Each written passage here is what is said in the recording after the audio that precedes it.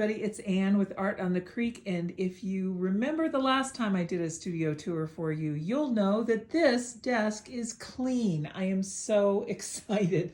I spent some time this morning, in fact a lot of time, and finally put all the boxes, everything is put away. This is my work area down in my basement, my little studio in our home, and I've got a sewing station over here.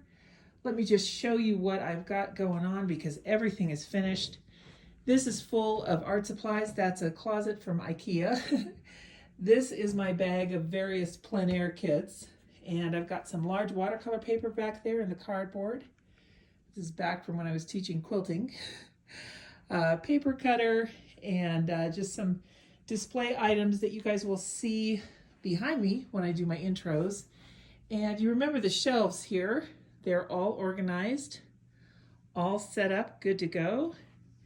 And oh, I got somebody's art all framed. Doreen, I love your animals. And then here's the one I did when I was experimenting with the Ali Kavanaugh set. Really great set to play with. And I'm doing another one too. That's this gentleman here. So my husband put these together for me. These two storage sections. All of this up here, by the way, is future coming videos. So that's exciting.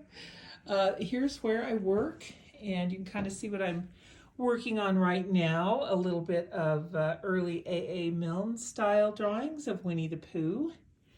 And I just want to show you because I got some great desk organizer little cubes. Look at this. Everything fits in here. This just amazes me. These come in many different sizes, and you affix the little silicone stopper buttons there so they don't slide around in the drawer.